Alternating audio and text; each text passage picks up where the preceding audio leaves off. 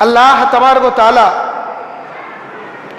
قرآن مجید کے اندر بے شمار مقامات پر یہ واضح اعلان کر دیا کہ جو شریعت میں نے میرے نبی محمد صلی اللہ علیہ وسلم کو دے کر روانہ کیا ہے، اس کی اتباع تم پر کتنی ضروری اور واجب ہے۔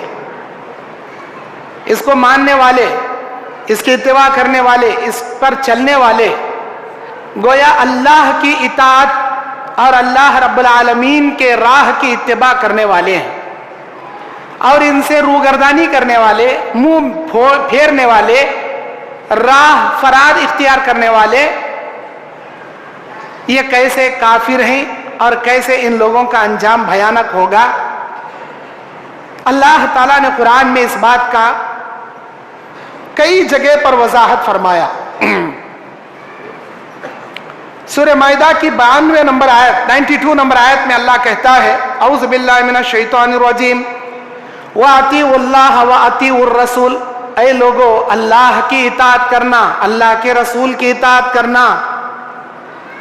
وَاحْذَرُوا فَإِن تَوَلَّيْتُمْ فَاعْلَمُوا أَنَّمَا رَسُولُنَا الْبَلَاغُ الْمُبِينُ، اور اللہ اور اس کے رسول کی اطاعت سے، روگردانی کرنے سے بچو۔ جو شخص تم میں سے منہ پھیر لے گا، اللہ اور اس کے رسول کی اطاعت سے منہ موڑ لے گا، یہ جان لو میرا رسول واضح طور پر اللہ کے احکامات تم تک پہنچانے والا ہے۔ اللہ تعالیٰ سورہ آل عمران کی دوسری جگہ 31ویں آیت میں فرماتا ہے، اعوذ باللہ من الشیطان الرجیم بسم اللہ الرحمن الرحیم قل ان کنتم تحبون اللہ فاتبعونی یحببکم اللہ، اے میرے نبی آپ کہہ دیجئے اگر تم اللہ سے محبت کرنا چاہتے ہو، میری اتباع کرو، میری پیروی کرو، اللہ تم سے نہ صرف محبت کرے گا، یغفر لکم ذنوبکم، تمہارے گناہ معاف کر دے گا، واللہ غفور الرحیم، بے شک اللہ معاف کرنے والا اور بڑا بخشنے والا مہربان ہے۔ اس آیت سے پتہ یہ چلا اللہ کی محبت نبی کی اطاعت میں محظور ہے، اللہ کی محبت نبی کی اتباع میں پوشیدہ ہے۔ اگر کوئی شخص نبی کی مخالفت کرے، نبی کی سنتوں کی مخالفت کرے اور وہ اللہ سے محبت کرنے کا دعویٰ کرے، یقیناً وہ اللہ کا ہے نہ اللہ اس کا ہے، وہ اللہ کا دشمن ہے جو نبی کا دشمن ہے۔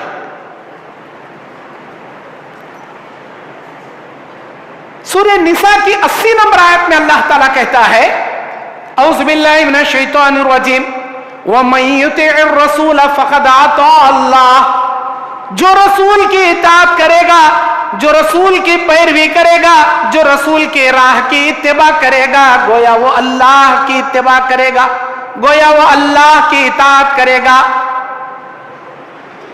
میرے نبی کی سیرت، میرے نبی کی زندگی، میرے نبی کا نمونہ اللہ نے اپنی اطاعت کے موافق بتایا۔ جو میرے نبی کی بات مانے گا گویا وہ اللہ کی بات مانے گا۔ کیوں؟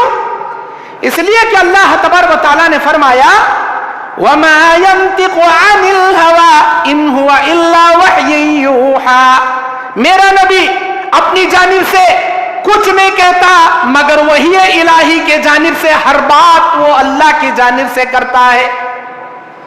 جو اللہ کی نبی کی بات مانا گویا اس نے اللہ کی بات مان لیا۔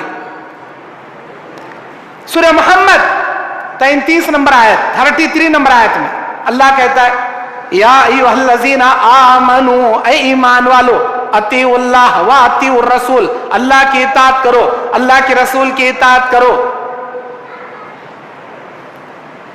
اللہ اور اس کے رسول کی اطاعت میں ذرہ برابر کمی پیشی نہ کرو۔ وَلَا تُبْطِلُوا أَعْمَالَكُمْ، اللہ نے کہہ دیا یاد رکھو اللہ کی اطاعت، اللہ کے رسول کی اطاعت میں ذرہ برابر کمی پیشی کرو گے، اللہ تمہارے سارے اعمال کو برباد کر کے رکھ دے گا۔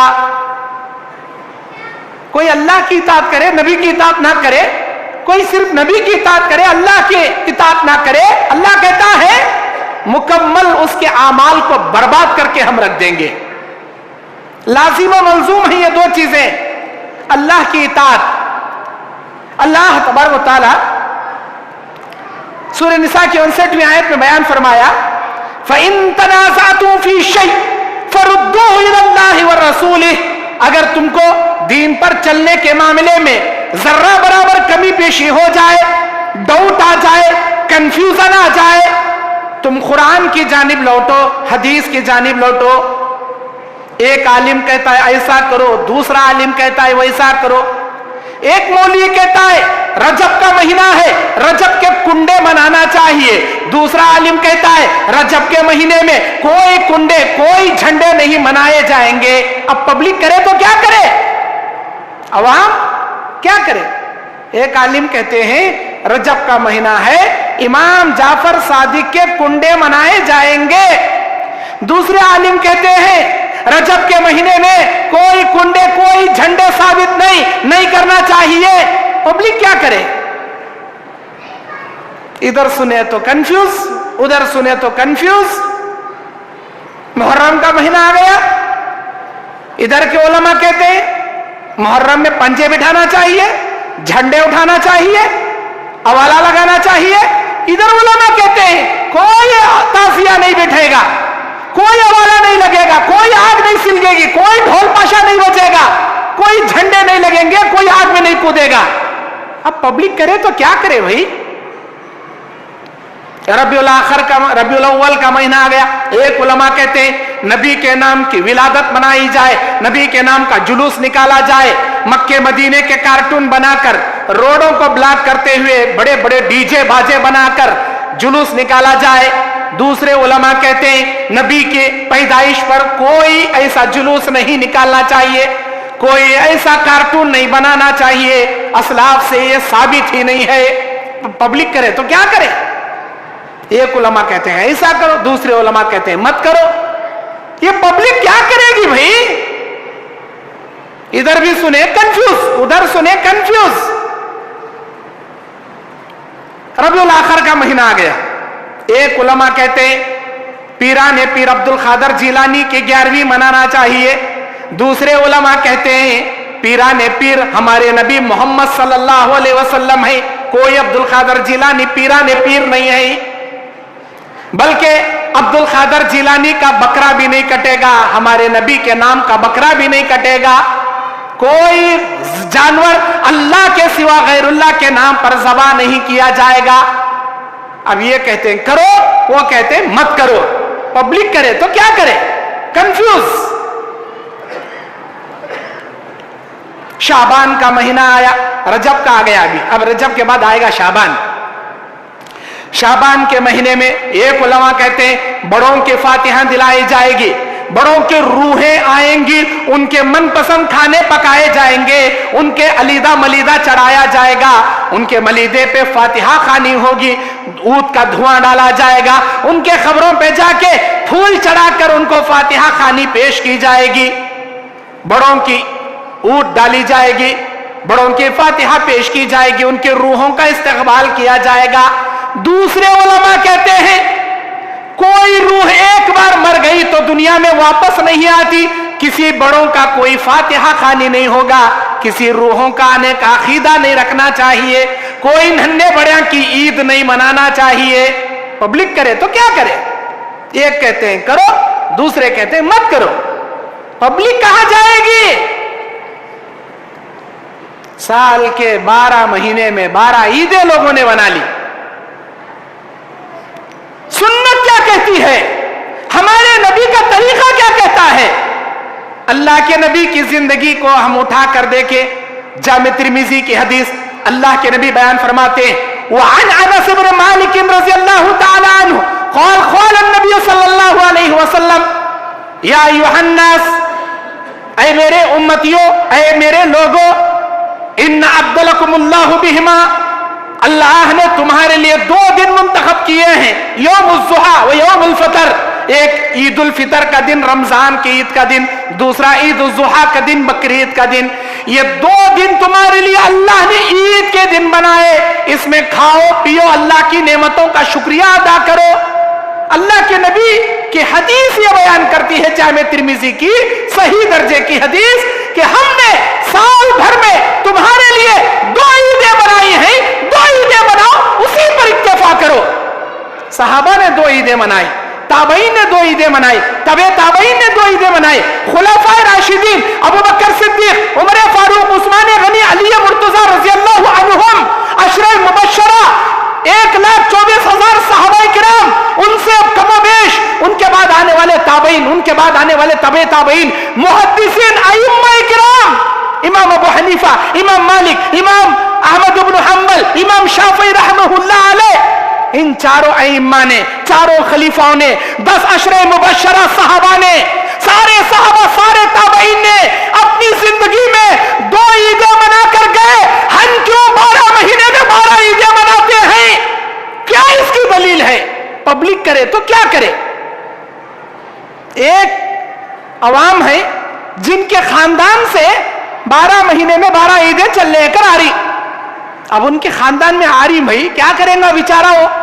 ارے مولانا ہمارے بابا کری سو جی، ہمارے دادا کر لے کاری جی، ہمارے نانا پڑھنا نہ لکڑنا نہ سکڑنا نہ سکڑ دادا پکڑ دادا، وہ پیڑھی در پیڑھی گئے تو وہاں سے چلنے کا رہا. تمہیں اچانک آ کو یہ سب نکو کرو بولے کیسا جی سنتی ہمیں، کیسا جی چھوڑتی ہمیں؟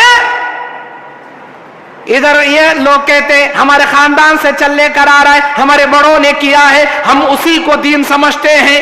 11ویں کرنا، رجب کے کنڈے منانا، محرم میں جھنڈے کرنا، شعبان میں بڑوں کی عودیں ڈالنا، اور عید میلاد النبی منانا، اور فلاں فلاں کرنا، اسی کو ہم نے اسلام سمجھا ہے، ہم یہ کریں گے. ادھر عوام کہتی ہے نہیں، علماء اکرام نے قرآن حدیث سے ثابت کیا ہے یہ تمام چیزیں قرآن میں بھی نہیں، حدیث میں بھی نہیں کرنا چاہیے. اب عوام کیا کرے گی؟ کہاں جائے گی عوام؟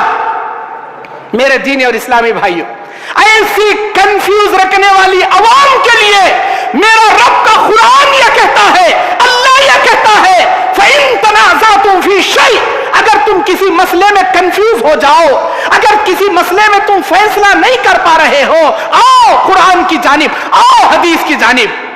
قرآن کی جانب، اللہ کی جانب، نبی کی جانب، حدیث کی جانب، یہی 2 چیزیں ہیں نا مومنوں کے لیے.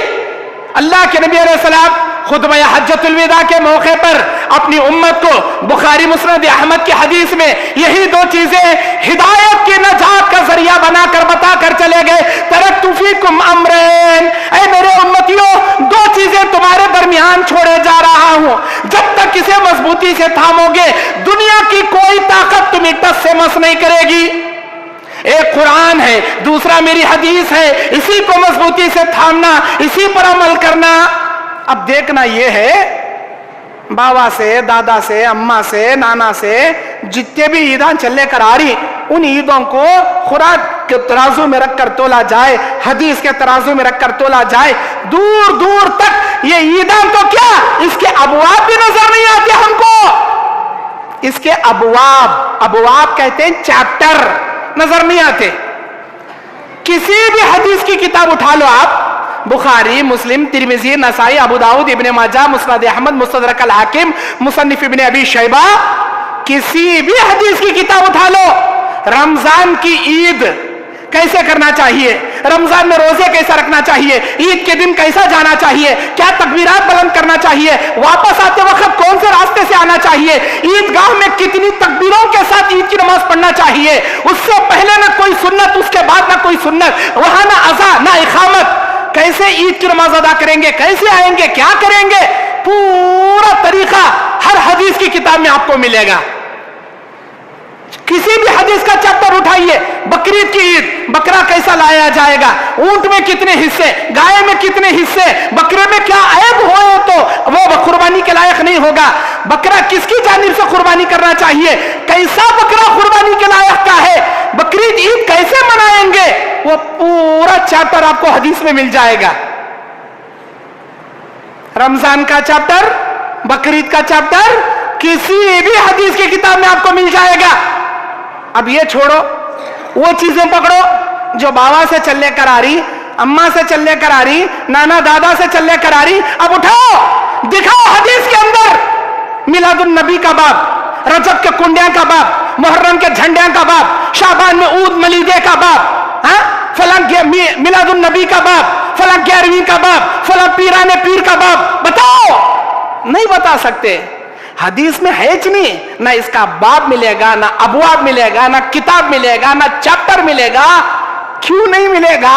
اس لیے کہ سلف صالحین کے زمانے میں یہ تھےچ نہیں, یہ اس زمانے میں تھےچ نہیں, تو نہیں آئے گا. جب نہیں آئے گا تو اسلام نہیں بنا. اللہ یہی کہتا ہے, اگر میرے بندو تم کو کسی مسئلے میں عمل کرنے میں کنفیوژن آ جائے, تم آؤ قرآن کی جانب, تم آؤ حدیث کی جانب, پرکھ پرکھ کر اس میں دیکھو, کھول کھول کر اس میں دیکھو کیا اس میں ہے. اگر ہے تو ضرور عمل کرو, نہیں ہے تو اسے چھوڑ دو. چاہے اس عمل کو تمہارے پورے پیڑھی در پیڑھی خاندان والے کیوں نہ کرتے ہوں, ساری دنیا والے اس پر عمل کیوں نہ کرتے ہوں, اگر وہ بات قرآن حدیث میں نہیں ہے, اس بات کو دیوار پر مارو, اس کی کوئی ویلیو اسلام کے اندر نہیں ہے. بخاری کی روایت, اللہ کے نبی نے فرمایا, من احدث فی امرنا, جو کوئی بھی ایسا کام, نیا کام اسلام میں کرے گا, من احدث فی امرنا ھذا ما لیس منہ, جسے ہم نے نہیں کیا, جسے کرنے کا آرڈر ہم نے نہیں دیا, فہو رد, اس عمل کو اللہ تعالیٰ قیامت کے دن منہ پر مار کر رد کر دیا جائے گا, نکال کر پھینک دیا جائے گا.